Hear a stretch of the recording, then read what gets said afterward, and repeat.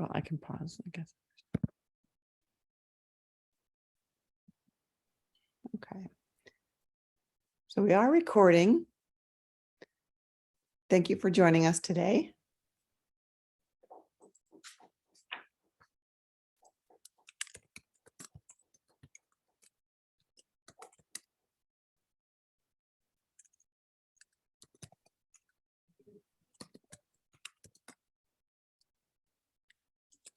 Laura, Kristen is having some difficulties finding the meeting link, Okay. and so is Michelle. Okay. It's down lower in the, okay, here. I just texted Michelle that you I'm will sending be it right now. sending, yeah.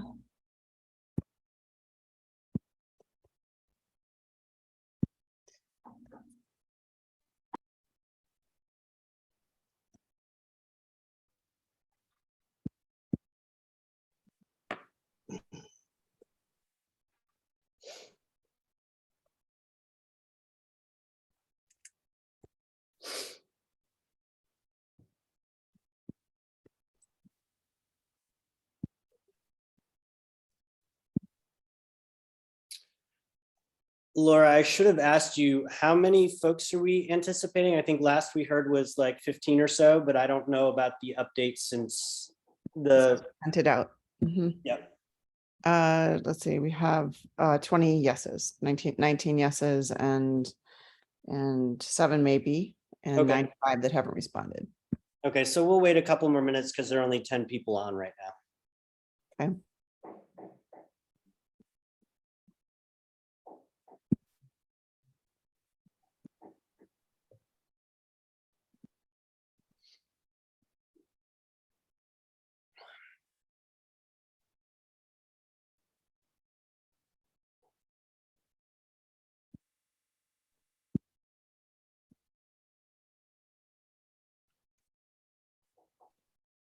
Hi all, it's Michelle. I'm joining a little late because I was having some technical problem.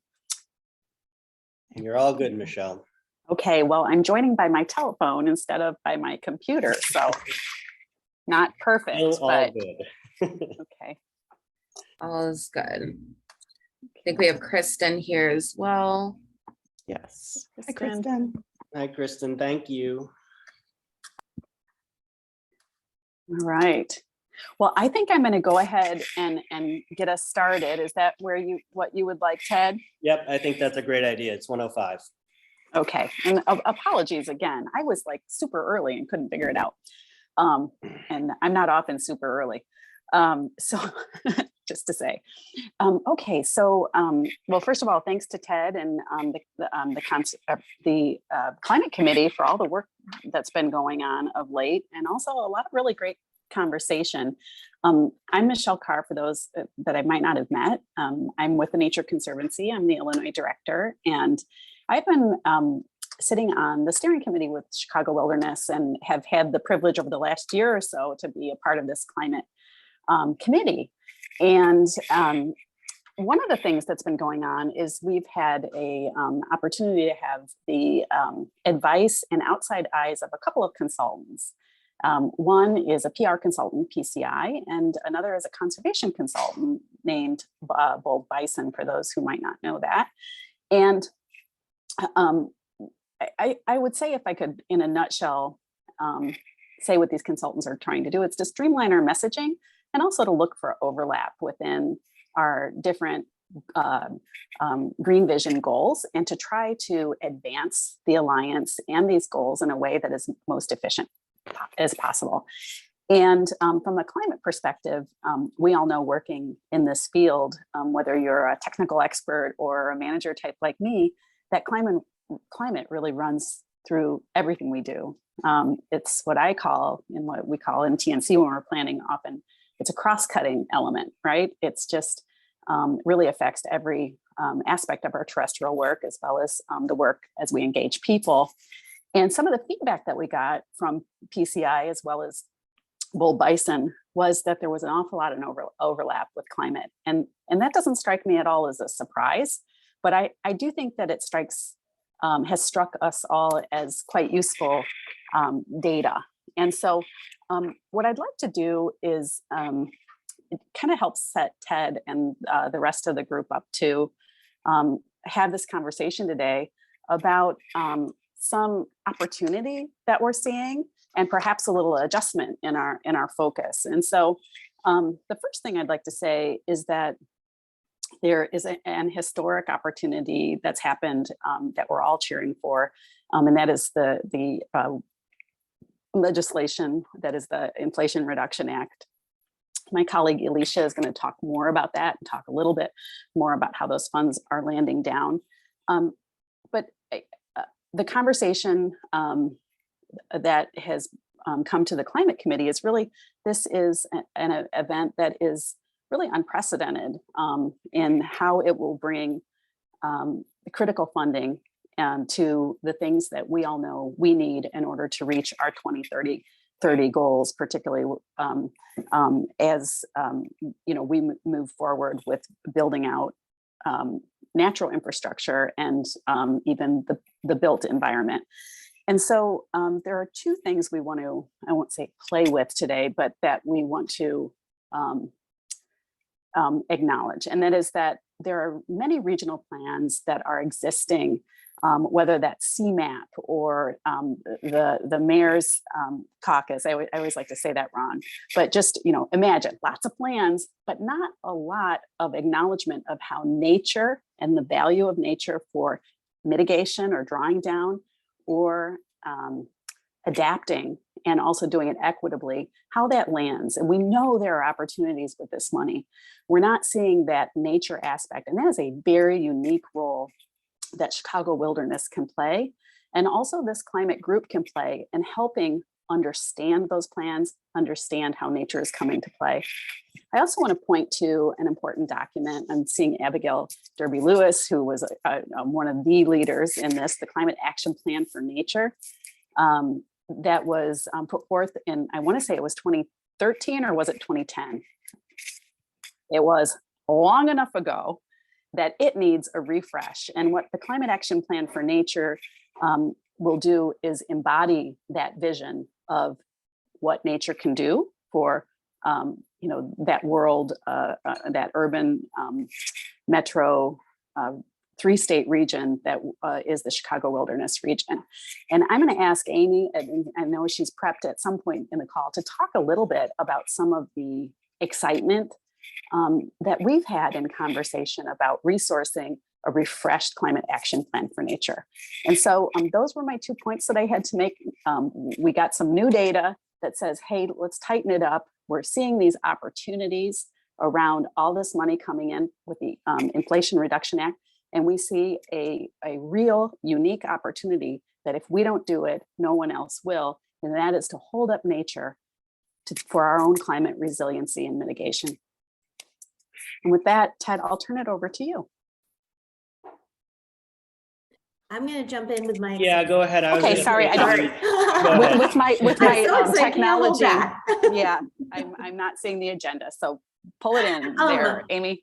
I mean, so Michelle really said it all, as Abigail put in the chat. 2012 was the last time we did this climate action plan for nature and its associated adaptation strategies for biodiversity recovery species. And it's time to update and expand upon what we've done before. If we don't do it, no one else will for this region. It's really important. We have really excellent data and expertise to rely on. Michelle's crew and partners at the Nature Conservancy recently updated our expectations around climate change and its impacts in Illinois, for example. We need to extend that to the 4-state, 7-county area in order to understand several things, not just what the downscaled and recent trends are for regional climate change impacts, and the existing and expected impacts on those habitats that make up this region, can make it flourish or can be damaged, and the species that are in recovery.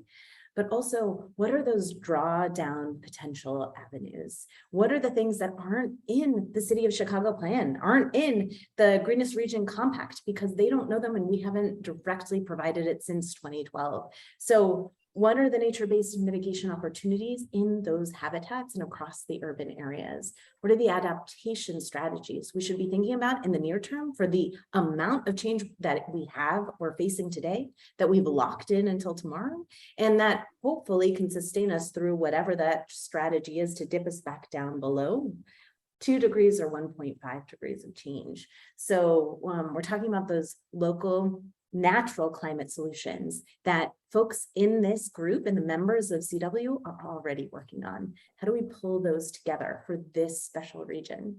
The adaptation strategies for each of those habitats and the species in recovery, and then nature-based adaptation and resilience for the people, the 10 million people in this region. So those are the things we're thinking about: 7 million, 8 million acres and 10 million people, and how the experts who are in this room and who the folks in this room know can help contribute to that and make sure that it is part of the update of the mayor's plan for climate change, the update that we get from Governor Pritzker and beyond, the national biodiversity strategy that's being determined right now, and all of the plans for all of the municipalities that make up this place. So I hope you are with us, because I know Michelle and folks and Ted and Abigail and Doug and I really want to be working with all of you to make this happen and make it happen in a way that it gets to be at the center of all of the plans and funding and opportunities moving forward. That's all I have to say. Thanks, Michelle and Amy. That really helps launch this meeting in a really successful way, I think. You've already heard from them. We're going to go over the agenda now, and this is just what we're going to talk about today. We're going to hear from Alicia Sanchez, as Michelle mentioned, on policy and perspective for more thoughts on the IRA. We'll do a quick voting exercise and then brainstorming exercise. Amy will be back to talk to us about community resiliency and have a facilitated conversation there. Then we'll have a really neat presentation and great presentation from Kristen Voorhees at the Midwest Climate Adaptation Science Center. And then I'll wrap up showing what some of our thinking is in the next steps and where we're going with some of the information that Michelle and Amy just shared with you. So for the meeting objectives, next slide, please. We hope to understand the current opportunities and constraints surrounding new climate policy reality through the lens of the IRA. We'll review and develop a deeper understanding of CW Climate Committee approaches to work based on the IRA and recent climate developments. And then we'll present, discuss, brainstorm, and provide input to future CW climate work and opportunities to advance the CW regional, national, and international goals that we all care about. Alicia, I think that's all I have to say. So you are up with your IRA review. Thank you. Hello, everyone. My name is Alicia Sanchez. I'm the External Affairs Coordinator for the Nature Conservancy based out of Chicago. And here with Chicago Wilderness, I help co-lead the advocacy sub-goal of the climate team here.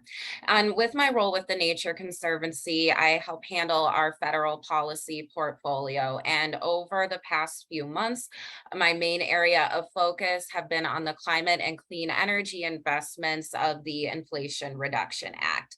So during this presentation, I hope to help partners ground themselves in sifting through some of the titles and public funding programs and identifying how and where they have the potential to touch down with our collective work. So just to be clear, this is a hefty piece of legislation with hundreds of pages of new funding. And so even the experts who had a direct hand in crafting this package are still waiting to learn more about further details on the implementation of these new grant programs. And same goes for the agencies and departments who are charged with administering these new public funding streams. So while NGOs may not be the intended recipients of some of the provisions like the tax credits, for example, it's still important to utilize our external partnerships, especially throughout the private sector and beyond the realm of environmentalism and conservation, to ensure that these benefits touch down in alignment with the original intent of the bill. So on August 25th, we hosted a cafe that provided an in-depth overview of the various clean energy and climate public funding opportunities in the Inflation Reduction Act and how they overlap with our climate goals here with Chicago Wilderness. For the purposes of this call, I'm going to focus a bit more on the online resources and the information that's available there, but I will be including a link in the chat right here to that cafe from August 25th for those who are interested in doing more of a deeper dive of those programs and titles there. So there are still obvious gaps in information regarding how the rollout process of the Inflation Reduction Act will play out.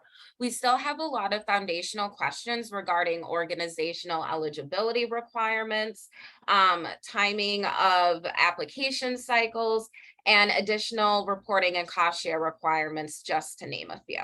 So timing is of the essence here. While most of these dollars will roll out over the next 10 years, some of these funding streams will be expedited. And even though nonprofits and NGOs will not be the direct recipients of some of these buckets, it's still important to familiarize ourselves with these programs so that we can continue to leverage our collective influence and ensure that the associated climate action progresses at the scale that we need to meet those critical 2030 metrics. Luckily, there are several online resources available that will help you begin the process of discerning what funding streams are most relevant to your work. And especially in the nonprofit space and NGO space, certain titles and programs have the potential to support our work much more explicitly than others. It's a matter of understanding where to look. So as you begin to familiarize yourself with the content of the bill, we recommend that you first focus on identifying which agency or department has jurisdiction over said grant program or title of interest. Agency and department websites will often be the first to release specific details on grant timelines, eligibility of organizations, match requirements, and more. So remember to also look around on the web pages of federal, state, and regional offices as well, especially if you feel as though you're not seeing what you hope to be seeing and having trouble finding information on the federal agency web pages. Another great resource are congressional committee web pages. They'll post excellent one-pagers and fact sheets that break down complicated bill language and grant programs in lay terms. And remember to also check the press releases of your members of Congress. This is especially important in getting the local spin on how these dollars will touch down in your state, especially if you have a member of your delegation that has already been a leader and a champion of some of these climate and clean energy issues. Finally, remember to subscribe to the mailing lists of your national and local NGOs and environmental and conservation groups who are also working on these policies. NGOs often provide excellent modeling and analysis of these programs that will further help exemplify the benefits of these public funding streams and making the case in your coming advocacy work.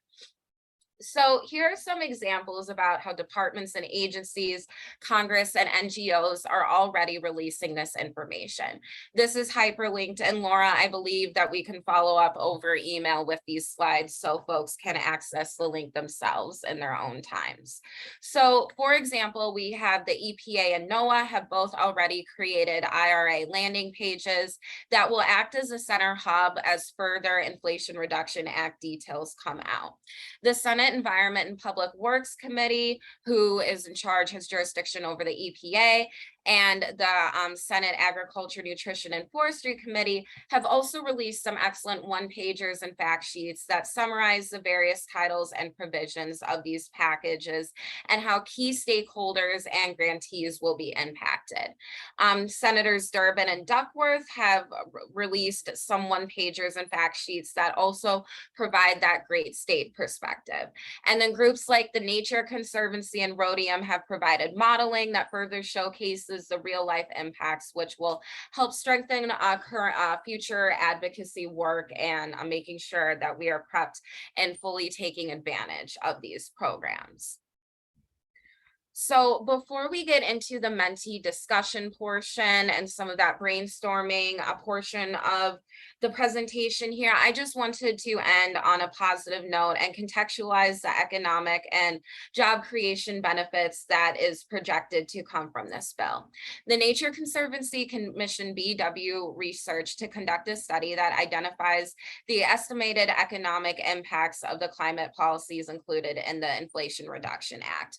So we modeled $357 billion worth of investments and incentives that promote clean energy and energy efficiency across all sectors, support sustainable agriculture and forestry, and safer, healthier communities. The report highlights the specific economic impacts of these policies over the next decade through value added, earnings, tax revenues, and employment by industry and occupation. This will also be linked in the slides, that full analysis. Nationally, the investments of the bill are projected to support 537,000 jobs annually for the next 10 years. And for every $1 federal investments in this bill will generate a return of $1.42 in economic output. And in addition to these national benefits, we focused on 12 states across the country to provide a closer look at the local impacts. In the Chicago Wilderness region, we also provided results for Illinois, which are listed on the screen, and those full results will also be linked in the slideshow. So these are incredibly exciting numbers, and this analysis shows that the Inflation Reduction Act will give us the chance to not only take breakthrough climate action, but also open new pathways to job creation for a new generation of workers and innovative economic development. So in order to make these numbers a reality, we must ready ourselves to engage in the implementation process. The window of opportunity to influence these buckets and how they're applied is still open, especially with some of the wonderful partnerships and connections that we have on this call right here. So while acquainting yourself with this momentous package may feel intimidating, please remember that none of us have all the answers yet. Chicago Wilderness wants to be of help to partners in navigating this space. So to further identify where we can be of help and center our efforts, I'd like to kick off a discussion portion of the webinar with a Mentee exercise. For those who may not be familiar, Mentee is a live survey platform. Excuse me, just presenting my screen right here, resharing my screen right here, that will allow us to see each other's responses in real time. One moment here. So in the meantime, if you could please go to menti.com, that's MENTI.com, and input the code that Laura has in the chat here. Then I am sharing my screen. And I should see folks start to trickle into the room. So the first brainstorm question that we have is, how can Chicago Wilderness be most helpful in educating partners about these new public funding opportunities, such as those found in the Inflation Reduction Act? So I'm just going to wait a few moments while people are trickling in and make sure that I can access it on my own end.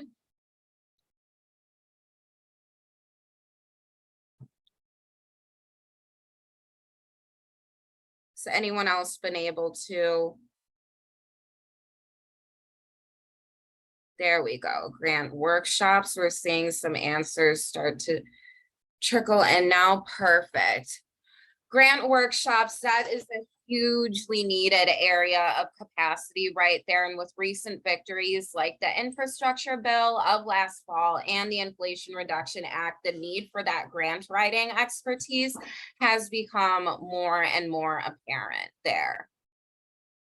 More lunch and learn and webinars. Yes, that was something, there was an appetite for that as well in our webinar on the 25th, specifically more topic specific webinars that go into, for example, a webinar that's solely dedicated to discussing just the agriculture provisions or just some of the emissions reductions public funding streams there. I think that that is something that we definitely have the room for there. Table at Congress. Would the individual who put in table at Congress want to share a little bit more about that? I'm interested. Are we talking about the Chicago Wilderness Congress? I am. I'm not talking about DC. I'm talking about, although maybe that too, I don't know. But no, I was thinking when you have hopefully what will be a gathering of many of our partners to be able to just have a table there with materials, maybe even a person very knowledgeable like yourself or one of your colleagues to be able to just in real time on the fly connect with people and let them know. I think that that would be something that's definitely a possibility, especially we found through these conversations. More and more partners have been identifying themselves as being subject matter experts in a particular niche area of the bill. And it's through those conversations in person, like you said, in real time that are really helping us identify here potential areas of focus for us. You know, so I wanted to let everybody know at Congress, there will be a table space for each of the goal teams.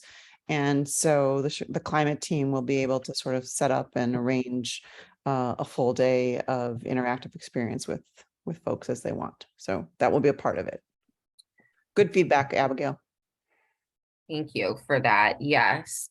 I am looking through here to see if anyone else has their hands raised. I think Michelle does. Sorry, I was going old school hand on you. I just have to wonder, like some of these plans that I know that Ted and others have spent a lot of time reading of, the city's plan and so forth and seeing the gaps.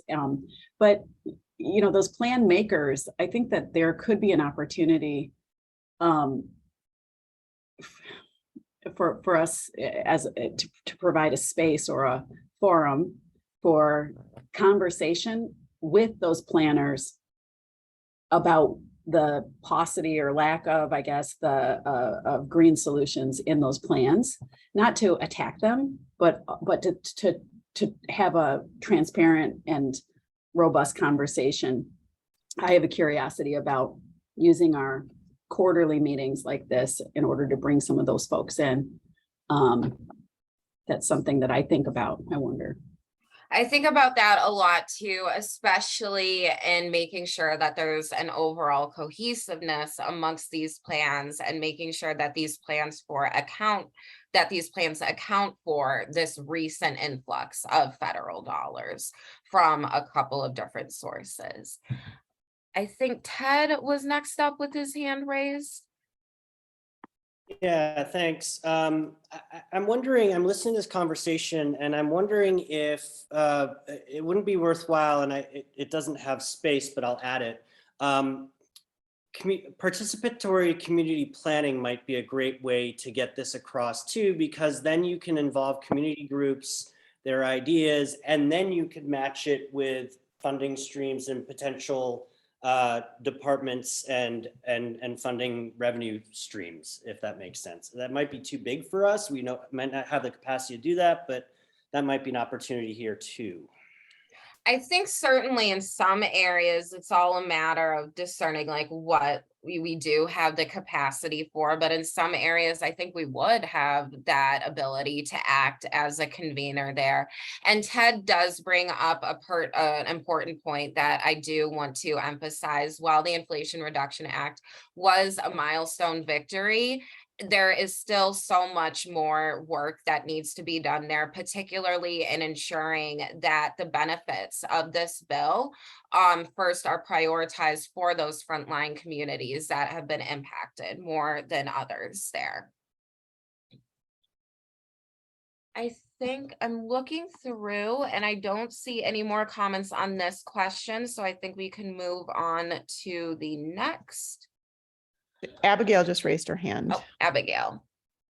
Yeah, I just wanted to clarify because poor Phil, he's like, what are you saying? So I just wanted to add that the idea of connecting with existing plans, trainings, conversations in different municipalities or regional organizations is a really good one. And and it's one that Phil had been thinking about and talking about in our previous working group several years ago with the climate committee. And it didn't go anywhere. I actually think we wrote up a proposal and we weren't able to get the traction, but we were thinking about, MWRD, MPC, Metropolitan Mayors Caucus, etc. Like there were at the time, and probably now as well with the launch of the city's plan, opportunities to engage in existing workshops or trainings or conversations where we would, there would be a conversation about climate and we would contact them, connect with them, get on the agenda and be able to bridge and bring in these conversations about those opportunities. To your point, Michelle, not shaming anyone, but to say like, hey, can we be a part of this conversation? And these are the things that we're bringing to the table and how can they integrate in these great planning resources and places where they are having some real investment and things happening on the ground. So just wanted to lay that out there. Yep, Doug, it was Edith was deeply involved in that. You're exactly right. Yeah, I just want to do thanks for articulating that sort of better than I was thinking about it. And I want to give one little example, Abigail, that came to mind when you were saying that. So in partnership with Metropolitan Planning Council and MWRD and TNC and others, but those were the key partners. We've been working on urban flooding and natural solutions to the urban flooding. And it's really good stuff. I mean, a lot of work has gone into that are really excellent pilots that we're not necessarily witnessing in these plans that are coming out and how they could come together to take what right now is second pilot and amplify them so that they're systemic because this funding is coming through. So I just want to give that rich example of what Abigail, you helped me think through. I see Phil also has his hand raised. Yeah, just a quick follow-up to what Abigail was saying.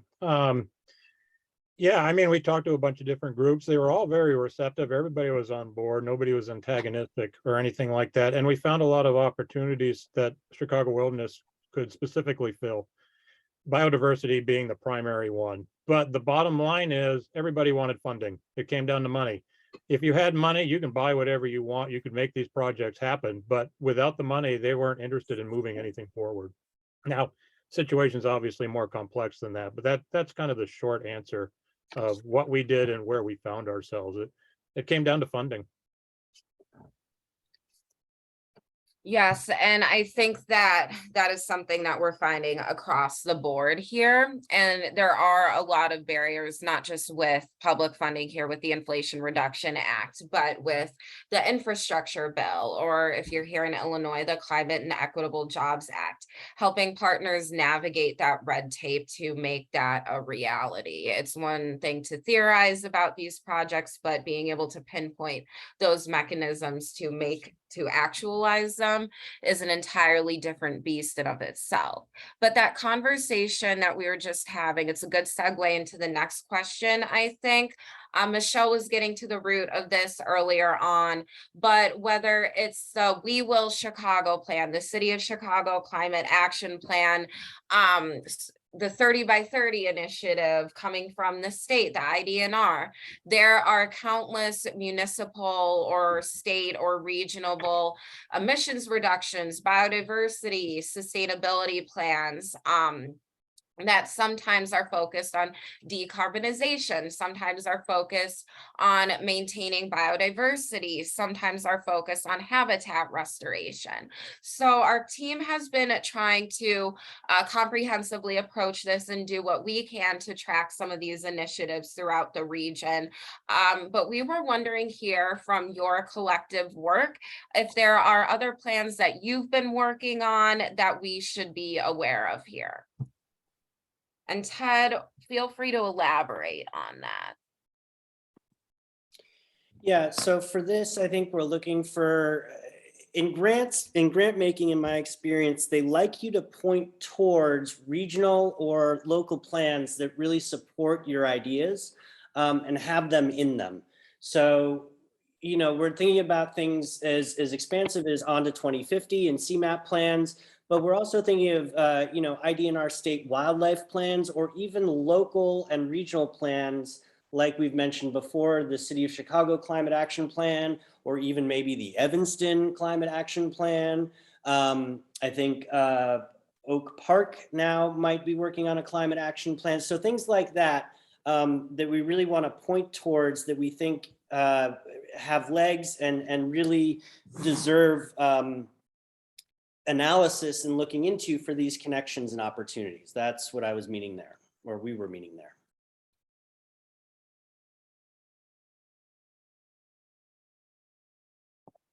I apologize, everyone. I think I just opened voting now.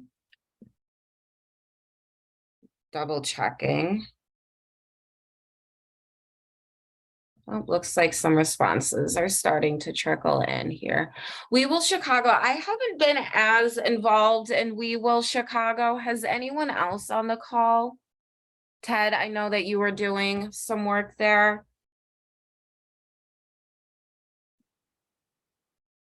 And the Oak Park Climate Ready. IDNR state wildlife plans. I am actually a part of the 30 by 30 IDNR task force that is currently working on a report to the governor's office. Ted, we helped, I can't remember what other CW goal groups submitted comments there. So we have been tangentially involved in that one, but I was wondering if anyone else maybe wants to come off of mute and speak to one of these plans that they've input here.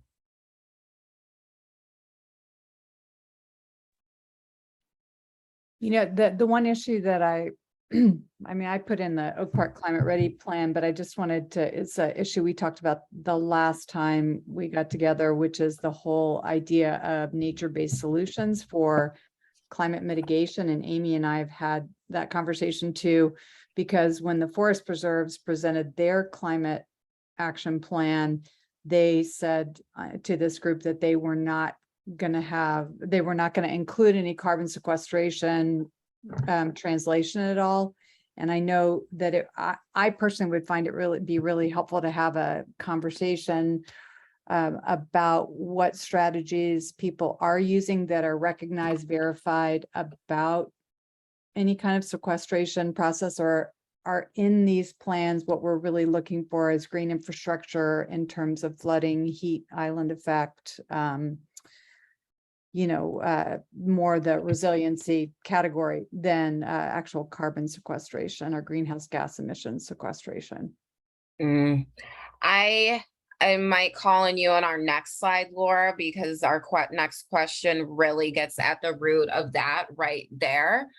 Especially considering with recent victories with Water Resources Development Act 2020 legislation and the fall 2021 infrastructure bill at the national level, there have been newfound recognitions of the viability of natural infrastructure solutions through codifying the definitions of natural infrastructure and nature-based solutions in statute. That's in DC, but making sure that that momentum continues at the state and local levels, and that municipalities are recognizing green infrastructure as a viable solution as well, and making sure that we're getting rid of those administrative barriers to enacting these solutions, especially when it comes to those legislative fixes, like simply including definitions in local city ordinances and things like that. Yeah, and I'll just say, I know Brian said he was also part of the We Will Chicago. I know for NCH2, I did take a look thoroughly at the We Will plan, and other than there is a whole section on sustainability, which does link to more green space, tree canopy. So there are the links directed related to the 75,000 trees that they're planning, increased green space. So there are some linkages on the We Will plan, and Oak Park's Climate Ready plan does have an improvements in biodiversity, pollinator gardens on the parkways, improving tree canopy. And I don't know, Amy, if you can think of anything else. It commits to 30 by 30 goals as well, I think is important, and Justice 40. So it's actually already linking federal down to the local level and what that would look like. But those were some of the main nature-based solutions that were pointed to. I love that, because that linking is something that's sorely needed, especially when it comes to accountability and metrics, and making sure that we can actually measure this progress once these great plans are created. Ted? Yeah, Alicia, one thing I'm not seeing here, I haven't heard yet, is actually the state of Wisconsin is way ahead on stormwater issues above the state of Illinois. And I don't see sewer pack or any of their regional planning that they mandated about 10 or 15 years ago on this list. So we should flag that and think about that, because there might be really good elements that are already developed in those plans that we could just borrow and steal. I think so. And I think recent events are just highlighting the need to tackle that stormwater issue. This past weekend was rough in the city. Well, with that discussion on nature-based solutions, this brings up this next question here. Are there other individuals or organizations that this climate team should connect with to ensure the advancement of these solutions and making sure that they're properly ingrained? I'm just going to make sure that I did indeed open voting here. I did. It seems to be working.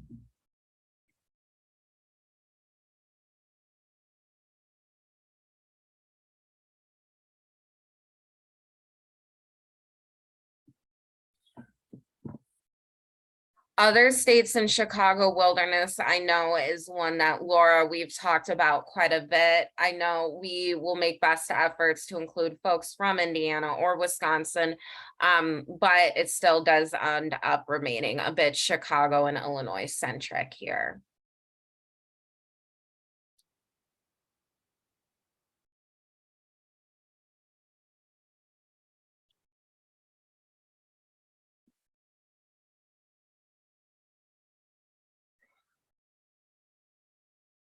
I'm curious as to who put in the where did it go? I just lost it here. It says Arch ENG.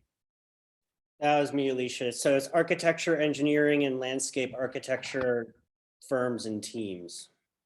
That goes into that urban planning again. Yep.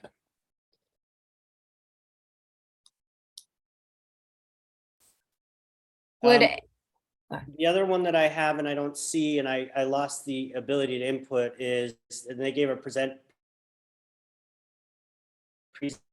is the Midwest Climate Collaborative, right, out of St. Louis University. They might be helpful in the same way that Walder is.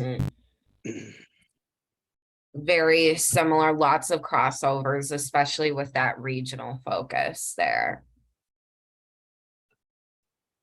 Well, I'm scrolling through here to see if we have any additional hands raised.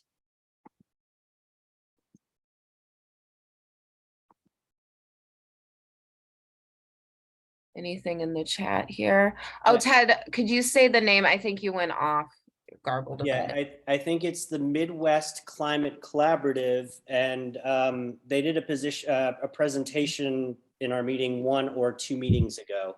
But they're a new outfit out of St. Louis University, no, Washington University in St. Louis. And so they might be helpful too. So. And I'm doing a final look here to see if I missed any other hands raised. I'm raising my hand, just my actual hand, sorry. As I think about the climate action plan for nature, I think that what CW members can distinctively, if not uniquely, provide is how species and habitats can be sustained under a changing climate and how they can be part of the solution to climate change. And that should be inside the plans and the implementation of mayors' offices across municipalities, of state and municipal agencies, and forest preserves and park districts. And so those seem like really crucial partners to get on board and say like, yes, what you guys know is helpful to us and we will respond to it. I think so. And then because especially with this bill, it's municipalities that this will touch down on and those local units most directly. And so they're going to be an integral part of that implementation process for that bill moving forward. Well, I think actually, Amy, that is where we left off. That's a perfect segue into, you wanted to speak to some community resilience topics here. Yeah, and now that you've shown the pretty picture, we can actually just look at each other, I think. Okay. And the question is for folks on this call, what does community resilience mean to you? What are the ways that you think about it? Please feel free to just put some words in the chat or unmute and share like what should we be talking about when we're talking about community resilience?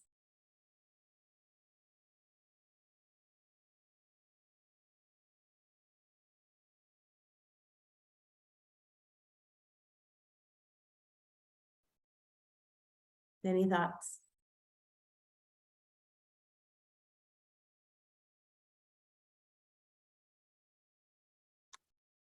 So Laura Dirks has been thinking about this a lot. So I'm going to call on Laura to share what in Oak Park, when they're talking about community resilience, what came through. So, what I think is especially for communities that when you look at our ArcGIS maps that are on the website in the plan, those communities that have lower tree canopy, higher flooding risk, their climate resiliency score is lower than others. It's to be able to plan for those communities that they have just as good of a chance to weather anything that's expected through climate change that we can project out. And so it's to plan for and put in place, fund, absolutely involve them in planning from the beginning with those strategies. I would say it's embedded in it. So increasing resilience for vulnerable communities on a set of criteria or axes. I also see from Michelle in the chat, health, well-being, a seat at the decision-making table. And Kristen had said generational healing to build trust. Kristen, do you want to unmute and say anything about that? How should we be thinking about that when, like, say, we're talking about the IRA and we're talking about the climate action plan for nature? Maybe say a little more about how we can be really productively integrating this important kind of central essence of community resilience.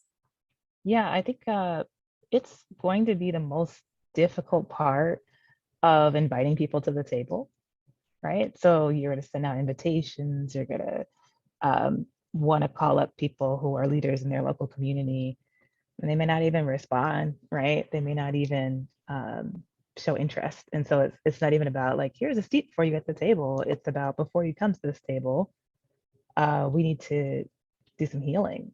We know that you've been hurt. We know generations in your community have been hurt.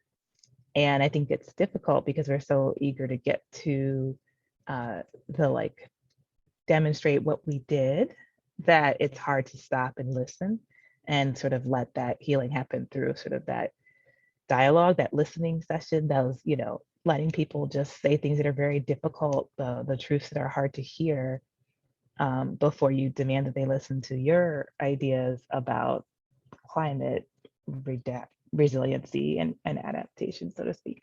And that's something that's really hard, I think, coming across the space of funding, like you said, with the policy, is that it doesn't necessarily fall into a neat box when you say, I need to go in and heal the rift with these communities. But I do have like some internal work to do as well. Like, am I looking to use these communities to get funding for my project? So that's kind of what I'm speaking to, a little bit of the internal work and the relational work before you get to the like adaptation work. Yeah, and I heard a couple of important new concepts of listening and accepting, understanding the previous rift before not thinking that you're building from zero. In addition, or just wanted to bring those things back up. I also see from Abigail in the chat using assets to strengthen and withstand, to adapt the impacts of climate change, and from Anna Garcia Doyle, the ability to weather climate impacts together, that the thinking of interdependence in addition to vulnerability and reduction of vulnerability. And before I move from there, I wanted, Alicia, I see your hand in the chat. Yeah, going off of what Kristen and Anna were saying, I think it's important to, when it comes to that healing, thinking far beyond the ecological impacts. Anna has in the chat social impacts going hand in hand there. And I just wanted to plus one that and reiterate that. So for example, in my presentation, the Nature Conservancy did an analysis of the potential economic and job creation benefits. Now, obviously, that's a little bit different than quantifying some of the environmental benefits or the emissions reduction benefits there, but it's important when we're thinking about these things to remember to just open our minds a bit beyond the realm of environmentalism with those social benefits, making sure that the communities that have been most impacted are the first in line for those, whether it's new jobs or whatever that may be. Yeah, thank you for that. And I see Ted, and then I'm gonna, I know my time is up. So I want to say things we're going to take from this or hearing about, trying to think about as we're building into these, like the resources and the plans, that aspects of listening, that we're not starting from zero. We have to know where we're starting from. The idea of interdependence, thinking about vulnerability and strengths at the same time. Those seem key areas. This is a conversation we'll be building on, I think, in our future meetings. So just wanted to reflect back some of those bigger points that don't come across when you just think about the flat policy or the flat plan, that it's up to us to build in to make it three-dimensional and both a healing and a productive process. Go ahead, Ted, sorry. No problem. I just wanted to highlight Anna's most recent comment where she remarks about uncovering shared goals. I wonder if that's even too advanced for this work. I've had some success working on shared values before you get to the goals, right? And that sort of creates a commonality, or it can distill very complex things into simpler elements, like, you know, climate change is bad in a lot of rural areas with a lot of constituents. So you talk about clean air and clean water and the ability to work your fields on a timely manner. And those are shared values that you have, rather than climate change, which is this big, messy, contentious subject.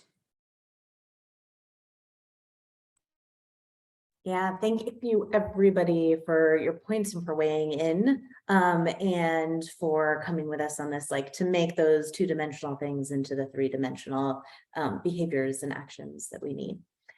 With that, I think I am turning it over to, I don't know. Kristen, Kristen, I'm turning it over to you.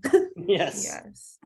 I'm going to reshare. We have a slide for Kristen, but in the meantime, maybe we could do a quick intro. Sure. Yes. Are you asking me for the intro, or are you just, we didn't talk about this. Why don't you do your intro? Sure.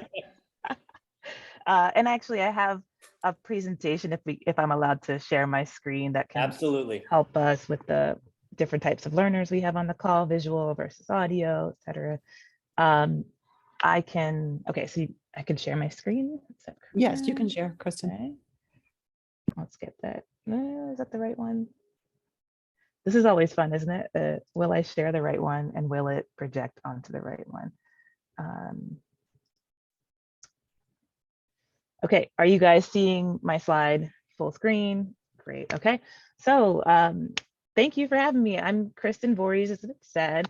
I am actually the research coordinator at the Midwest Climate Adaptation Center, which is a new climate center from USGS that was just stood up literally November 2021. And some of you people on this call I know because I have been actually based here in Chicago since 2009. Actually, I was with the Fish and Wildlife Service in their Chicago Ecological Services office before taking this position. And I had the opportunity to work a lot with the Field Museum, predominantly monarch butterfly work, and the opportunity to kind of see Chicago wilderness go through a lot of changes in the last few years and get to know some of the partnerships here. So it's been really great in this position to bring some of that understanding and ideas of how like partnerships are done to a newly forming climate science center. I will immediately highlight the fact that I'm still sitting here in Chicago. So I am 100% remote for this position. Our center is in Minneapolis, but I am still here in Chicago. And so I still look forward to interacting with the folks here and to kind of see where the overlaps lie. Another quick caveat before I get started, though, is that this new cask is maybe a little bit outside of the conversation I was hearing earlier. I think there's going to be overlaps in okay, Ted is like vehemently not shaking his head, but we are going to be a lot more on the funding of research and looking into the science needed to help these questions than the activation of it. And so we were talking a lot about implementation and the partnership building, which is exciting. And I think where we will hopefully overlap is bringing the science and the scientists who could be really great partners in that kind of work. So yeah, let's jump in. I was told I had 10 minutes, and so I will try to go quickly. But Kristen, you can have as long as you want. We're running ahead of time. Oh, okay. And also, I think I just turned on. Do you see the subtitles? You do. Oh, okay. I did not know I had that feature. No, I think I've had the subtitles on for the meeting. Okay, great. Well, there we go. All right, so to step back and give you guys some overview on the background of the Climate Adaptation Science Center network, I want to start here. The mission of the whole network is to deliver science to help fish, wildlife, water, land, and people adapt to a changing climate. So like I mentioned earlier, it's bringing the science to it. And the key here is that there's long been science done through USGS, but it hasn't necessarily always been done delivering to the people using it, or it hasn't always been as emphasized the ability for those end users to really apply it. And that's what the casks are hoping to really do for audiences of like land managers and other resource managers who need the science. And so it's still very much a science organization. It's still very much that, you know, we are funding projects that are publishing in peer-reviewed literature, releasing data sets, but with the hope that those are the data sets, those are the hard science that other organizations, partners don't necessarily have the time or resources to do and can leverage then for their activities and for their work. And as we talked about earlier, justifying, the green solutions, because we could see through objective peer-reviewed literature over here, or even through this working group over here, the effectiveness of it. So this is a nationwide network, and trying to look here. I had notes on when we originally was stood up. No, these are my Midwest notes. So these climate science centers were stood up about 10 years ago through sort of Congress identifying the need to really deal with the climate crisis and looking to USGS as the research arm of the government to do that. And so there were a couple of pilot casks set up. And so all of these different regions have, we could see here, a consortium. Basically, there is a STAR, which is the host of the CAS, which is a university. And then there are little dots, which are partners who are part of the consortium. And each one of those has come online over the last 10 years. And so they're all different ages, different histories. Of course, we have different missions. And so I think closely related to some of the landscape conservation cooperatives that you guys may be familiar with that the Fish and Wildlife Service used to run. It's a similar concept. Ours, of course, on that first slide, you saw ours, the Midwest Climate Adaptation Science Center. We used to be a part of the Northeast, so the regions were split out because the Midwest priorities were identified as separate. And this consortium took a while to set up, and Nature Conservancy is in the consortium, even though the dot is there in Madison. That's where I think Kim Hall sits, who's our representative from Nature Conservancy, but it's across the whole kind of region in Nature Conservancy. And what I wanted to highlight really quickly was some of the roles that the host has in advancing the climate science as a university, which may be slightly different than what you might hear from the federal side when you think of USGS. And that is that the university has the role of creating something that comes out of this consortium, such as synthesis research projects. So they actually have identified the fact that there's so much climate work out here already that hasn't been synthesized in a rigorous academic way for the use of our other universities and partners, that we could do that. Instead of just starting to create brand new climate science out of the consortium, they can highlight synthesis research projects. So those will be some things you'll see in the next couple of years out of our center. Communities of practice as well. And so again, the flexibility in a university context to create groups that are not just academic or federal, but even local communities and partnerships that want to be a part of these communities of practice. And so what I've already seen in this role is where you have what I would call like a champion in a state agency for the biodiversity response to climate change, working closely with a university PI, principal investigator on the academic side, who can say, like, let me do the research to take back to your organization, who are creating dialogues, regular meetings with other colleagues who are champions in their different sectors. And so I think the communities of practice will hopefully leverage that. They haven't quite started yet. We will also have postdoctoral and graduate fellowships out of the Midwest CAS directly. So there will be funded positions to train and develop climate scientists who are not just thinking about the science, but who are thinking about what I've talked about earlier, the delivery, the real, they've called it actionable science in different places, but this is just like the stuff that we can look to and not have to really question and squint, like, how does it really connect to what we're doing on the ground? And that's my personal hope for that. And there will be undergraduate research experiences too. And then, oh yeah, I forgot to highlight this one, but tribal engagement is really, really important in this cask. And it is demonstrated by the fact that there are two entities within the consortium, the College of Menominee Nation and the Great Lakes Fish and Wildlife Commission, that are, bringing individuals, bringing their scientists, bringing the tribes that they represent, bringing their needs and priorities into the conversation so that we can be rebuilding, again, a sort of wounded relationship, frankly, between America and our indigenous peoples. And so there are we actually have on staff a tribal liaison that's partially funded by the Bureau of Indian Affairs and by the College of Menominee Nation.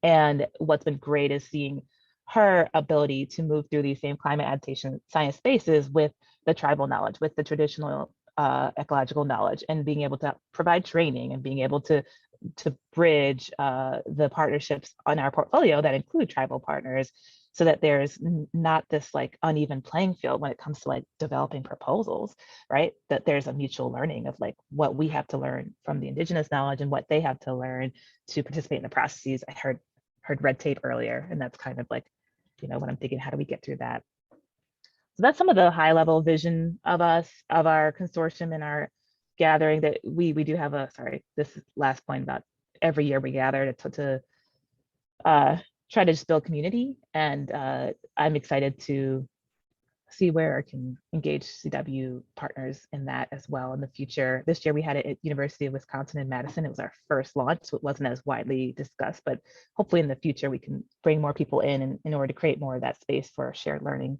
around this really difficult work. So number one for this conversation today for me was to try to highlight the different roles that the Midwest CAS could have in this conversation about climate adaptation and science. So you heard me talk about the funding and what research we are doing, and that is definitely a thing, and we'll come back to that.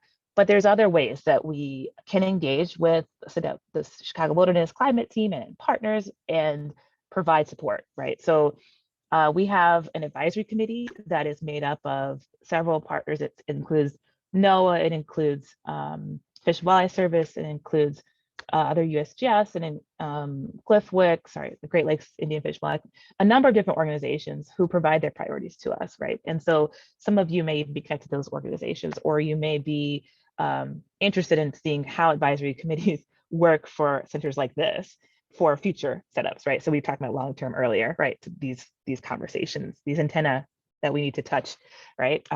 So there are roles like that. There's we're working on our strategic science plan, which is a 5-year plan. We have interim science priorities that were defined by some listening sessions before this CAS was formed. But right now we are looking at all of our partners' plans, climate strategy plans, like you were talking about earlier. We weren't really looking municipal, but I was taking down notes because I was like, I want to go look to see like what are the issues we're working on in this region that, again, still need science to keep pushing and clarifying, and that we can then put into our strategic science plan as a way to guide the priorities for our region and for those who are on the academic side trying to help.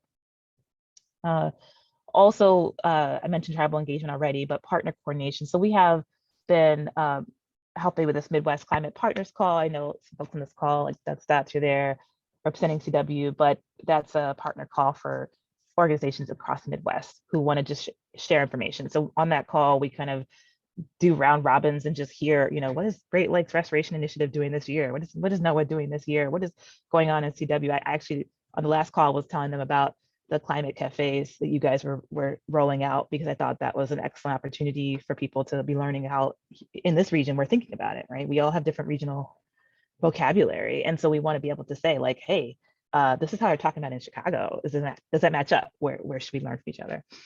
In addition, I'd like to be able to myself be a partner to Chicago Wilderness through this role for the connection of what other resources we may have. Technical assistance is on here. We've worked with NIAX, National, yeah, goodness gracious. You when you're on the spot, those acronyms get really hard. Okay. National Institute of Applied Climate Science. Yeah.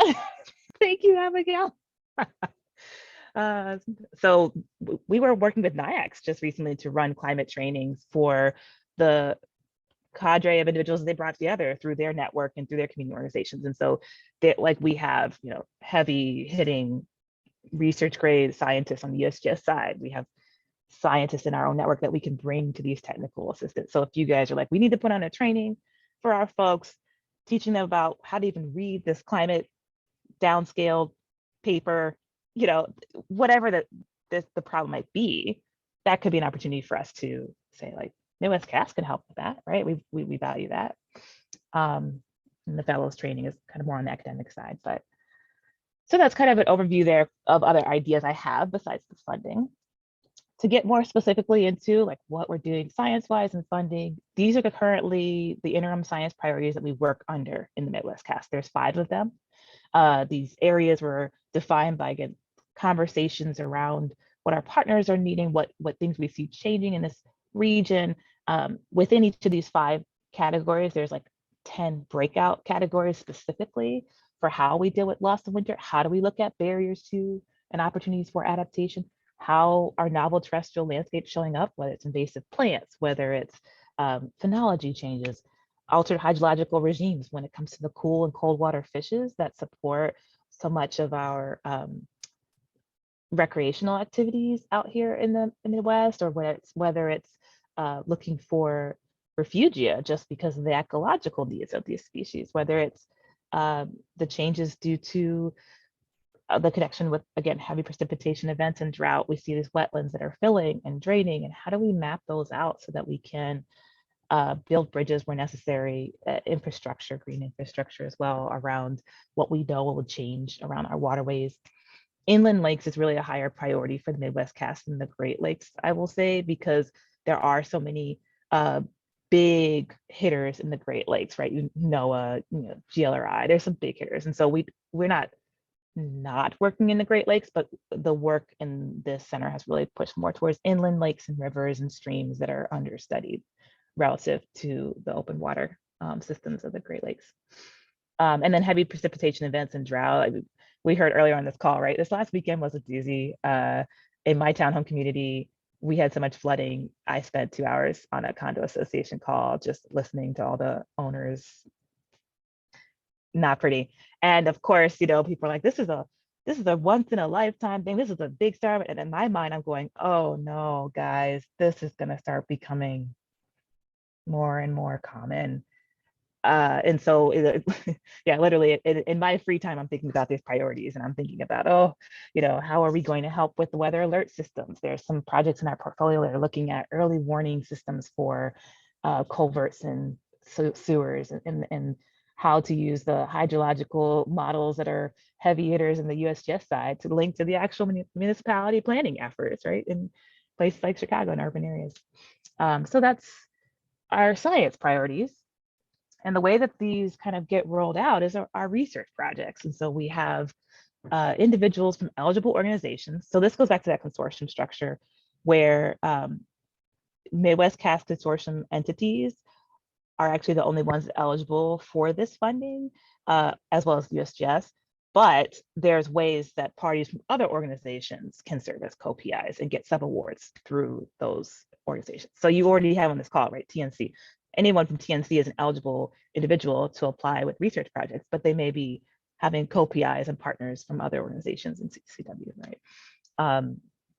So I want to show this timeline just because funding is always heavily bureaucratic, right? And so whenever we had this process roll out, this is what happened last year or this year for our fiscal year 23 funding. We rolled it out on July 21st. We do a stage called Statements of Interest, which is just a 3-page summary of your project partners and budget before we invite full proposals. So we call heavily. This year we had 44 statements of interest.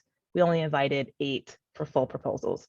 Full proposals being the 12-page, being the full span of like your partners, being the full budget for your 2 to 3 year project, however that looks, because a data management plan as well, because that is really getting into it. Like, we want to see that this is good research being funded, but we don't necessarily invite people to do that from the start, especially, this is a point I like to make, that when we have these other organizations that are not traditionally academic institutions, there's a lot to learn about the funding process. And I heard that discussed earlier.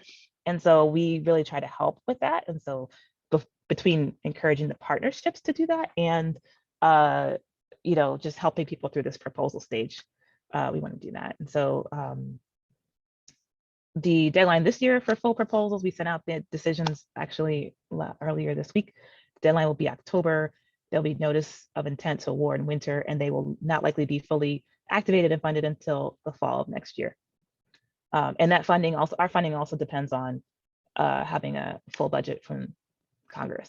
So continuing resolutions hurt us as well because we cannot release funding, right? So that's a big thing for if you're looking to get into funding And I feel like I've been giving like a lot of information and chatting because I'm kind of riffing off things I was hearing you guys talk about earlier. So like you could flag me already if this is going too long. I wanted to talk a little bit about some of our projects before I talk about our people and then open up for questions and thoughts. Here's a project I like to show that is actually a multi-level project. So this is one part of several different projects connected together around resilience of not just sport fish, but freshwater fish, led by Gretchen Hansen at the University of Minnesota and Jordan Reed, a USGS collaborator. This part of their project is a 4-year project, but they have a 2-year project that was funding the collection of water, specifically water temperature data, so we could have water temperature profiles across the different lakes and streams to look at the changes in the fish growth and survival to then turn into modeling for future scenarios of expected changes in temperatures and water levels. And that, of course, feeding into population predictions that can hopefully inform sport fish restoration and stocking efforts that will also connect to other fish projects around just resiliency of changing certain I'm not sure like what ecological changes they're making. I'm just kind of blanking on that now, but suffice it to say, right, this is the hardcore science behind a lot of questions we have of what do we do to keep our fish healthy? What do we do when we got invasives competing for resources?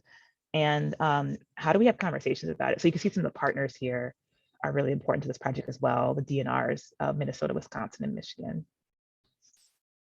Another project I want to highlight is this one on forest management, the spread and impact of non-native invasive plants. So Hong He is the PI on this project from the University of Missouri. There's a whole team of PIs that includes, or co-PIs that include Forest Service, Missouri Department of Conservation.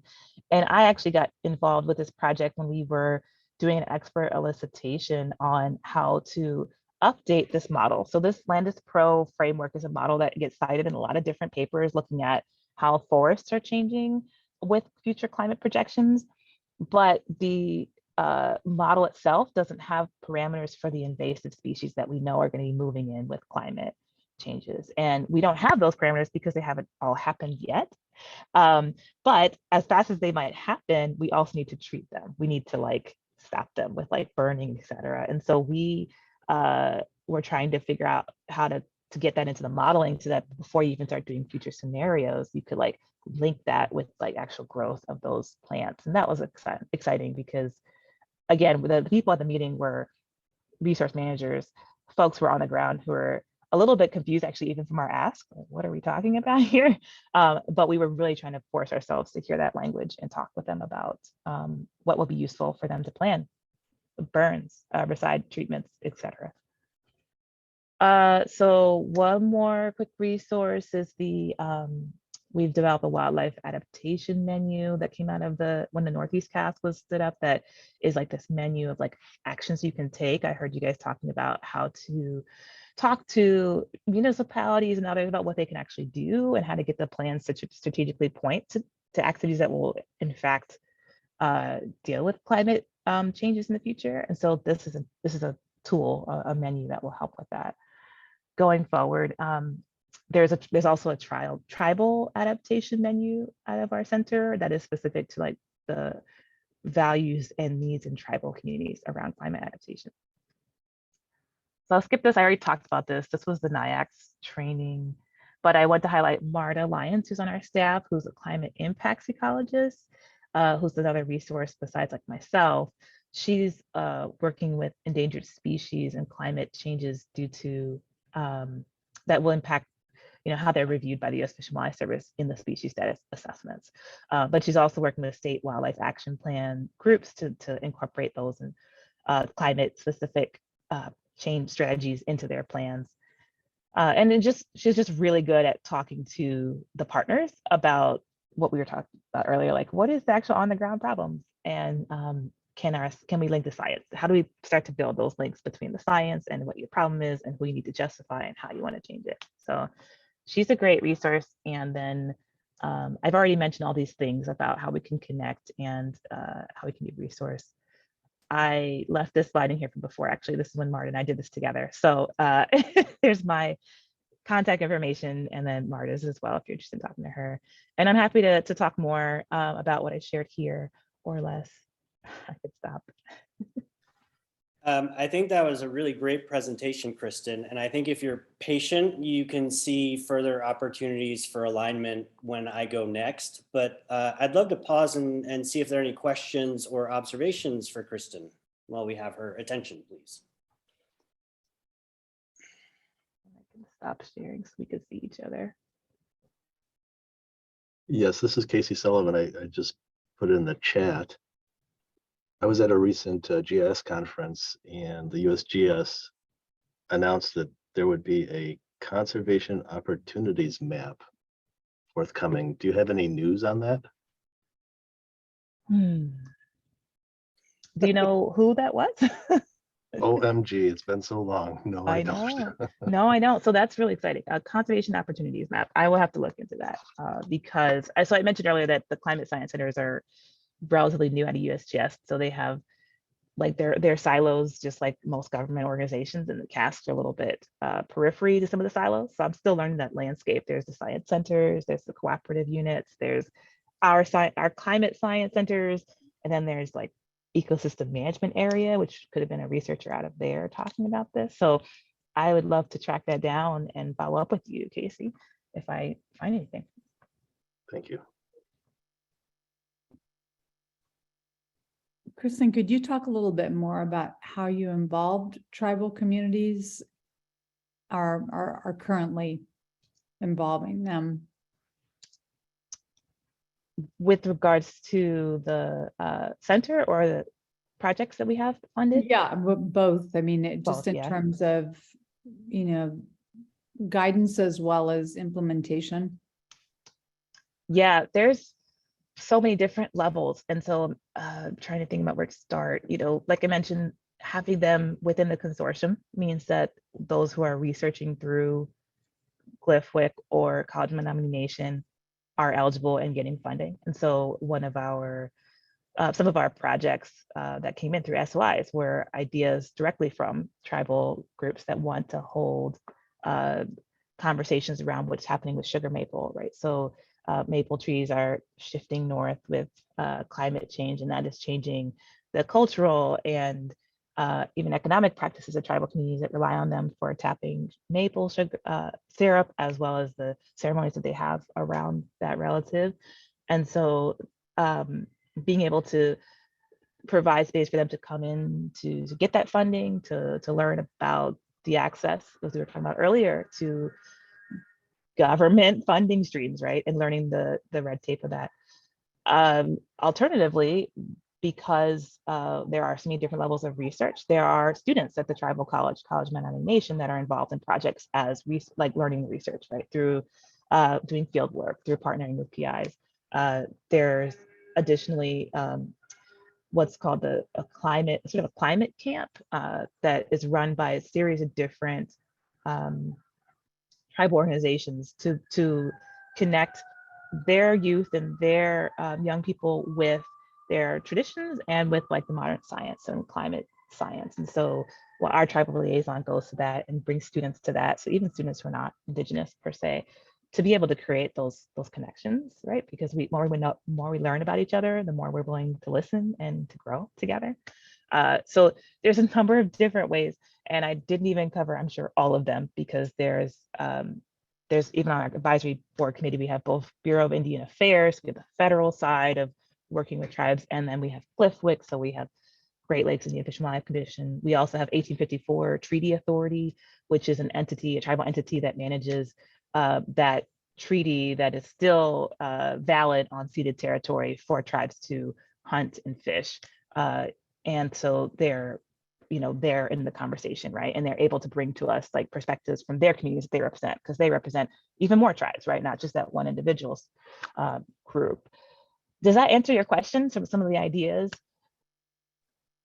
Yeah, thank you.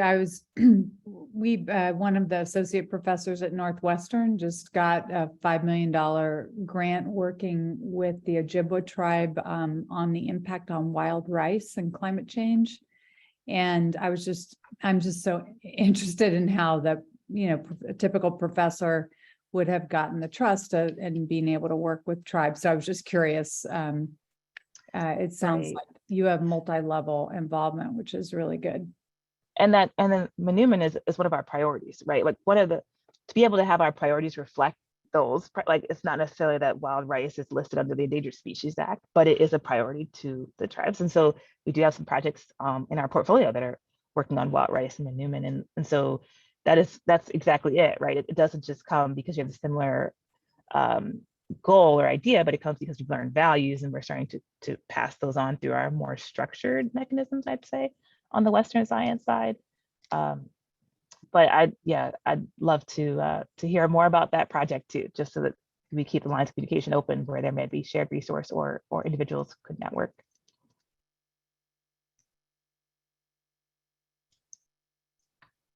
I'm not sure, Ted, I guess you might.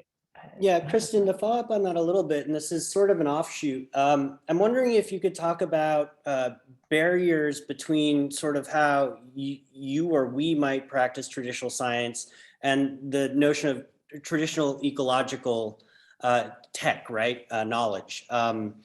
Are there any issues that you've encountered with that, I imagine, or any anecdotes you can share to how to break that down a little bit or remove those biases? I don't know, might be a loaded question, but I'll let you try. It's a loaded question. You know, my first reaction is that there are people who do PhDs and full research on this very thing. So I don't want to misrepresent the fact that I'm not a social scientist either. So I am a card-carrying ecologist like most of you here, and who is learning this as I go. So the gift of this role has been me learning a lot about this. And what I have observed, you know, this is Kristen's commentary, so it doesn't represent the views of the United States government, all that good stuff. You know, it's really that relationship building. The barriers are that on the Western side, and those of us in more bureaucratic organizations, we think about agendas and how much time we have and what the deliverables are, and we want reports that show like the impact and impact. And I think when I see in the relationships that are successful, or even just when I'm meeting with our tribal partners, is that it's not about the time. It's not even about the agenda. It's what is your story? You know, before we even talk, what is your story? Who are you? Who are your people? Where are you from? And if you don't have the time to stop and do that with me, then why are we gonna do something else, right? And there's not sort of like the same level of deliverables either, right? Because it's hard to provide a deliverable on something that is about the longstanding cultural traditions that they're trying to maintain by having sugar maple, right? So like, what is a deliverable and the impact there? How do we measure that? And that's something that we're obsessed with in this space, right? Measuring, bean counting. How do you measure successful partnership? Is it because you've met so many times? Is it because you are shared on a proposal? Even the proposals that we get that have partners on them that are tribal, sometimes we're asking, well, is this a real relationship? You know, are they just, did you just call them up and say, I have a great idea, will you sign off on it? And they're like, well, maybe that can help us, still sure. Or did they have the idea? And so the barrier being like, I think that I know the answer. And so I'm gonna tell you the answer versus like, I'm gonna show up and listen. Even if I know more about some of the things you're gonna start talking about than you, and I think that you do, I'm still gonna listen. And I'm gonna be patient. And I think that pause and that different pace is a real challenge when we do this work. Because the urgency of climate change and even the urgency of getting the funding through, et cetera, is a barrier to us building relationship. Thank you. That's a great answer. Any other questions for Kristen before we move on? Michelle, go ahead. I just want to acknowledge, Kristen, I had the pleasure of talking with you pre-COVID before everything got erased, you know? Yeah. But it's nice to see you in your new role. I just wanted to say that. And I had to leave the call for your presentation, but I've been really wrapped by your words in the Q&A, and I look forward to watching it. So I just want to say thank you. Yeah. Thank you, Michelle. Good to see you too. Go ahead, Laura.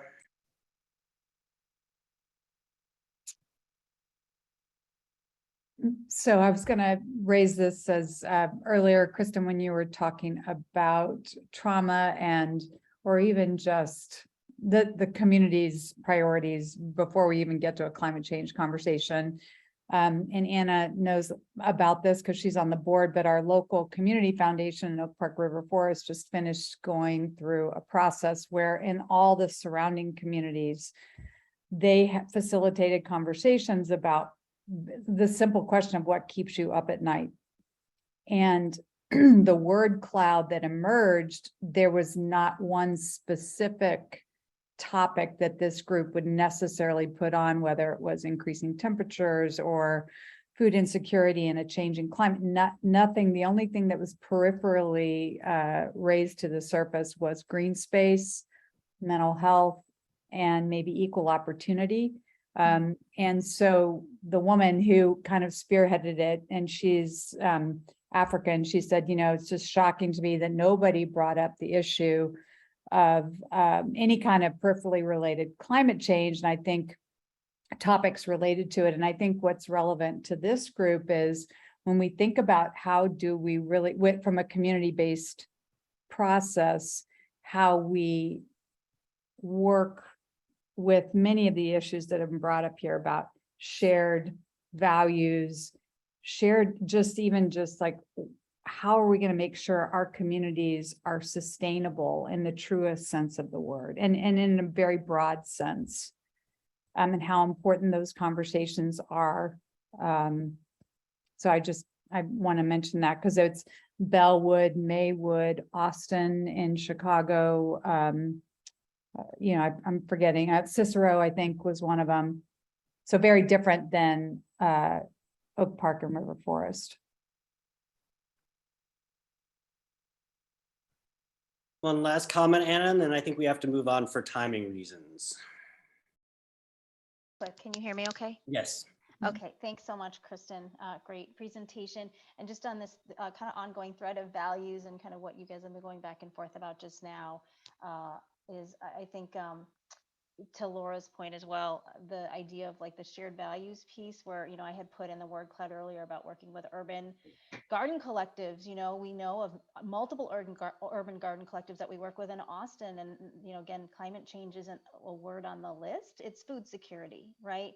And so if we have a shared point there where climate change and food security come together, I think just that, you know, uncovering that value for like, then, you know, there's a desire to kind of go a little deeper on many sides about how that food production piece hits so many areas that we all care a lot about. And so just expanding an opportunity to find a point at which to expand a conversation for all of us, not to bring someone over to our side, but to literally expand a conversation for all of us. So anyway, that's I just wanted to add that. Thank you.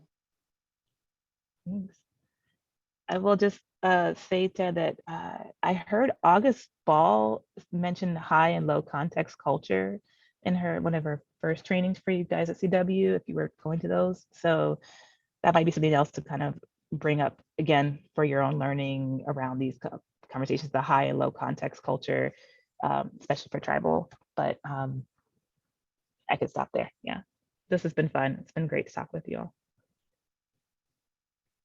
Thank you. And thank you for all the great discussion and questions. We're going to move on. I'm going to share my screen. And Kristen, if you have time to stay for the next 15, 20 minutes, I think you might see some connections from our side or ideas from our side that might be overlapping with you. Give me a moment because now I need to share my screen. All right, slideshow.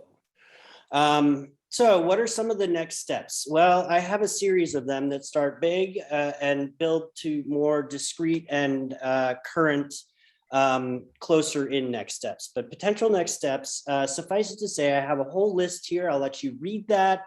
These are things that, as Michelle and Amy discussed, these are things that have been swirling around in our discussions in the last 2 weeks because of what some of the consultants have given us feedback on.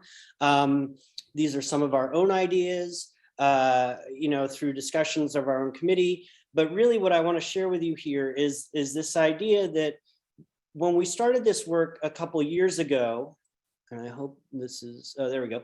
So you see the circle come out. We started this work a couple years ago with this sort of, I don't say ultimatum, but heavy wish that Chicago Wilderness have goals So we wrote those goals. We started down at the bottom of this beautiful hill. We were hoping for something up here in the air. We made these goals. We were forward thinking, kind of pie in the sky. Right now, in the last 2 months, we have this great opportunity through the IRA and other policy passages to actually, we have a direction now, which is great, right? Our goals sort of align with that direction. You saw that earlier in the show.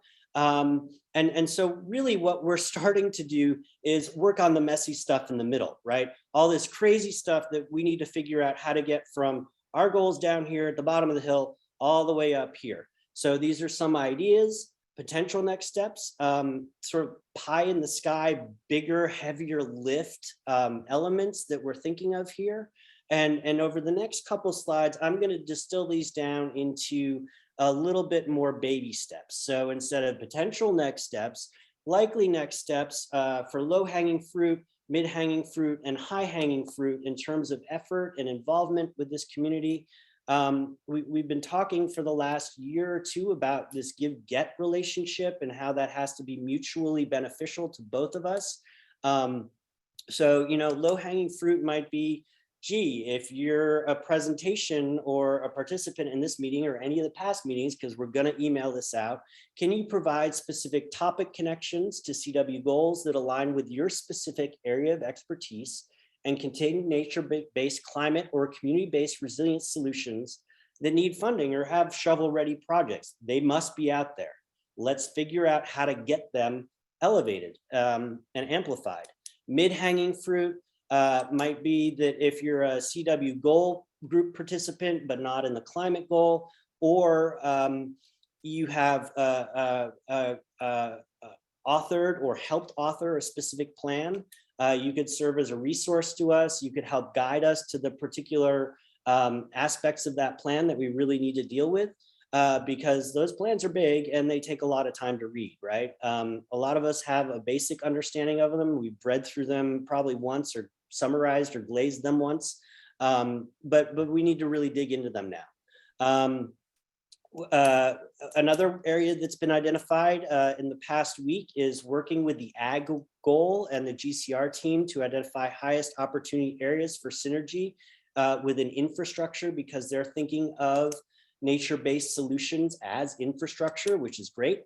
So that's something that's sort of bubbled up in the last week. We need help with that if you're interested, and that aligns with your work. High hanging fruit is to work on a small team to select highest priority regional plans for analysis, and to work on facilitate meetings with representatives and things like that, help us with that work, and explore potential database or information sharing BMPs that includes the CW hub and GIS mapping work that's going on. So Kristen, this might be where we can take some of your results and actually help to show them spatially to get them out. We know through comments back that the climate community or the climate committee is a resource, and people, neighborhood groups are using our maps and resources for their own ends. So that's really great, but we need help there. And the hub group is exploring that. And I think we're part of that discussion. And then specific next steps, like more immediate next steps. Low hanging fruit is to self-identify. If you have a give-get request and criteria that matches some of the things you see on this page or things that you've heard today. A little bit more effort would be to think about your networks and potential synergistic connections to some of the items that we discussed today. Ask them if they might be interested to help us participate and make this connection to these ideas or these community groups so that we can listen and learn and understand what their issues are and then elevate them. And maybe a project will come out of it. We don't know, but we need to start having those discussions and planning those discussions as part of our works and goals. If you want to do this as part of your job, ask a manager. Maybe some of you or some of the CW members have interns that they're looking for things to do. They can help us with this work. And then high hanging fruit in these specific next steps is to help shape strategy for this by meeting regularly with us to discuss these ideas and connections, and how to identify sort of the most efficient way forward, and strategies to undertake this work. And then immediate next high hanging fruit is to participate in with our committee to figure out how we're going to prep for Congress, because that is a fast approaching discussion that we have some ideas of, but we haven't really thought about. And then today's next steps, I want to thank you for participating. We will send out the recording as well as any notes or slides from today's meeting. We have a meeting just after Congress, so that'll probably be a recap of Congress.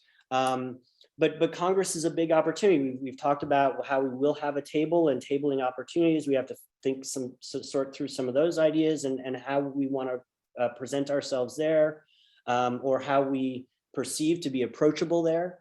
And then also we think we're going to have the conversation or the opportunity for a facilitated conversation in the sort of happy hour after Congress, I think.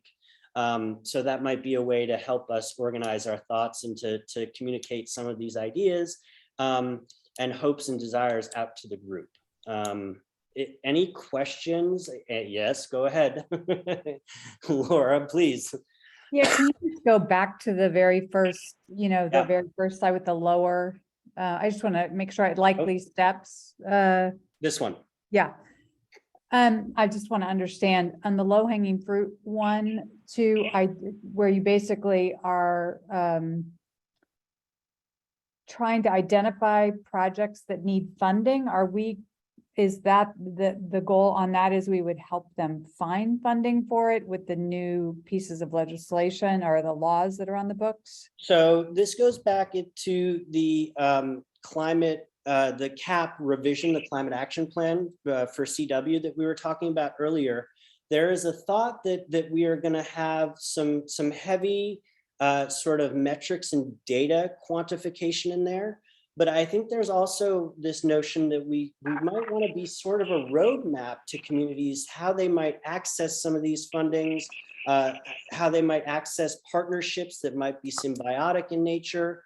Where, again, this is like hot off the presses stuff, so we haven't thought through all of this, but these are conversations that are swirling around, and I think we're looking to sort of thread the needle with all of this in some way. That might be too highfalutin a notion, but I think that's sort of all our hopes and dreams here. Does that help answer your question? Okay, any other questions? I haven't talked to Laura about this, and not Laura Dirks, but Laura Riley, or the committee group. But I think one of the things that we're thinking of is sending out an email to all the people that have participated in this about these sort of next steps and how we do this, encouraging more participation and volunteers. So please look for those emails and help us, because I think this is a really opportunistic and important time. And I think we have some really good ideas and exciting possibilities in front of us. Any other questions or observations? Nope. All right, well, thank you. I have a question, go ahead, Ted. Michelle. Oh, okay. So, so when you say low hanging fruit, it's kind of like asking of this group of like bringing your own resources and ideas and to think about this as this. And I do think that there's been, of course, the core group that's met very regularly. And I think that hand in glove with making these connections, I think that that group of which I am a part, we're in a place where, just to say it plainly, we're focusing in and honing in. We're seeing it as a time to align around some opportunities. This has been very helpful for me to just get this feedback and to hear, the energy around the Inflation Reduction Act and how it lands these plans. And I guess I would say, the likely next step for the Climate Goal Committee, which Ted's leading, I think that we're going to be thinking about those specific things that we're going to be working on. And I do see that energy around certainly advocacy a la what Alicia and others are leading, thinking about how climate and these fundings land in. And so so there's an education capacity and there's a matchmaking, if you will. But it's also, there's this energy, certainly between Amy and me and some others that we've talked with, Ted, too, about updating this climate action plan for nature so that we as Chicago Wilderness own that, because there's a lack, there's something missing. These natural climate solutions that we know provide so many benefits with regard to health, wellness, and equity, that we can bring a lot by being for standing up for nature and doing it in the equitable way that we intend. So I think that that I just wanted to share that's kind of the energy of where we're heading. And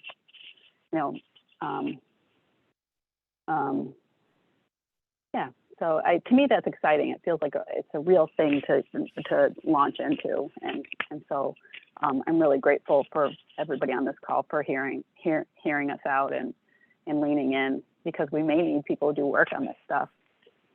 In fact, we do. Thank you, Michelle. That's really helpful.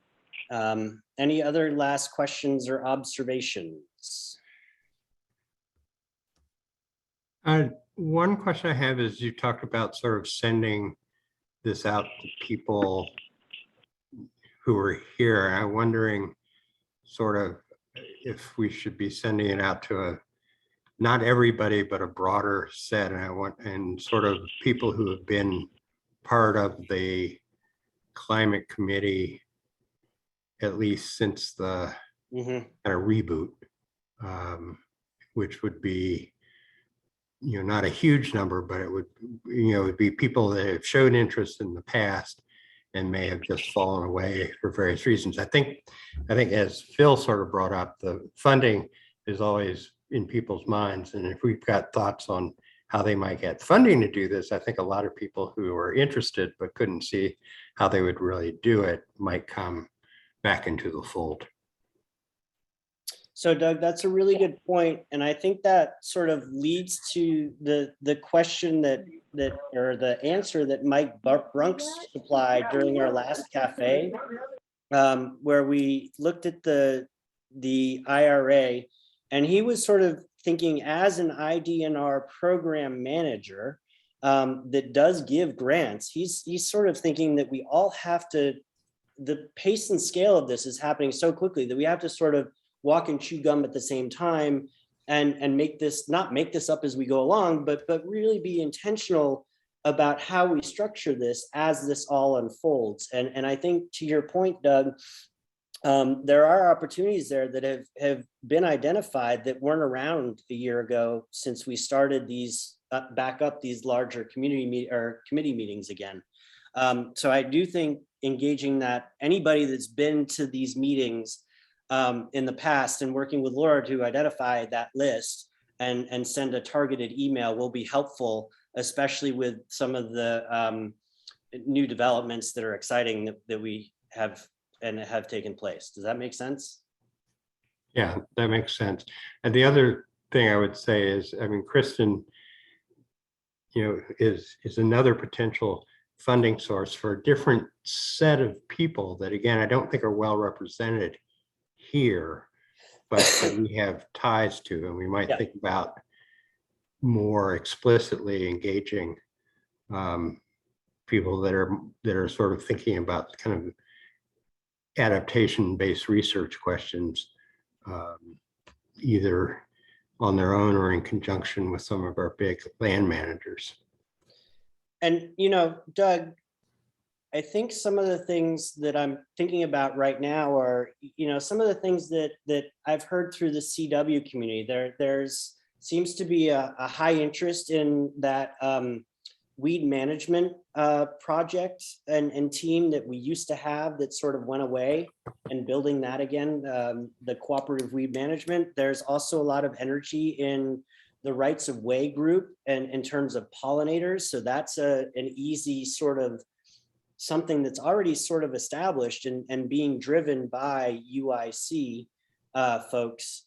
in conjunction with Chicago Wilderness as a partner. So I think there are groups have items and things that have legs. I think we just need to work together to figure out how this all fits together in that sort of weird 1960s Batman call out that I made that was yellow and red, right? And that's the work. I have a quick Yeah, go ahead. question. It came up during the tree equity call Tuesday morning with the CDPH that's putting in the 75,000 trees. And I don't know if anybody else was on that call, but you know, everybody says there's money for capital and infrastructure, but there's no money for maintenance. And especially when it comes to green infrastructure, you know, whether it's a bioswale or, you know, we do have an arborist apprenticeship program that Open Lands does and Imani is doing, but they're just few and far between. And I was just wondering who would in CW, who would be thinking about a job creation opportunity, fellowship, whatever, as it relates to green infrastructure that's beyond trees. And because I think the maintenance piece and education of community about why these are in your community is going to be really important in terms of planning them. And we had this whole conversation about bioswales. There was a gentleman who said, oh, bioswales are low maintenance, so the cheapest way to help with flooding. But everybody pushed back and said, well, bioswales need maintenance and they typically are an area for trash. And if community doesn't know why they're there, they'll dig them up because of those reasons. And it just sort of begged the question about, well, who's taking all the non-tree green infrastructure that are in communities, who would be working on ideas around that? So that's a great question, Laura. I think there are a number of avenues to explore that. In the climate team, we have at times had an education wing. The person who set that up is back in grad school herself, but we're working on replacements for that. So that might be an option for that if we get that up and going again. I think the group that Amy runs, the sort of the people and access to nature group, can have a big voice in that. And then I think, you know, some of the practitioners that are in some of the land-based groups can really have an important role in that. And last, I think Alicia will agree that maybe that's some of our work as advocates, is to make the government or the people that are handing out the money understand that the projects are only the first step, and really it's the stewardship and the maintenance that really, and the ownership by the community that really makes these things successful. Those are things just off the top of my mind that I can think of, just knowing CW. But again, that sort of fits into that weird yellow and red bubble that we're trying to figure out right now.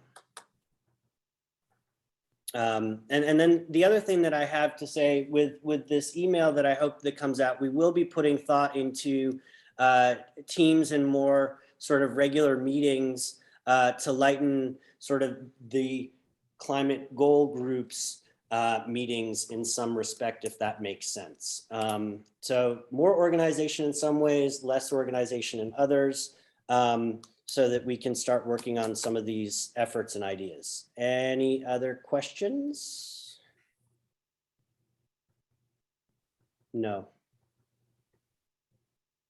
Thank you all today. I can't express how much this means to me. And I really appreciate your input, feedback, discussions, thoughts, questions, and viewpoints, especially your viewpoints, and the time. We'll stay tuned and have a great day, everybody. Ted, thanks for all your work. We know you do the heaviest lift here, and I'm grateful. No problem. Thank you. Bye, everybody. Thanks, Alicia. Bye-bye. Thanks, Kristen. Thanks, Alicia. Thanks, Laura.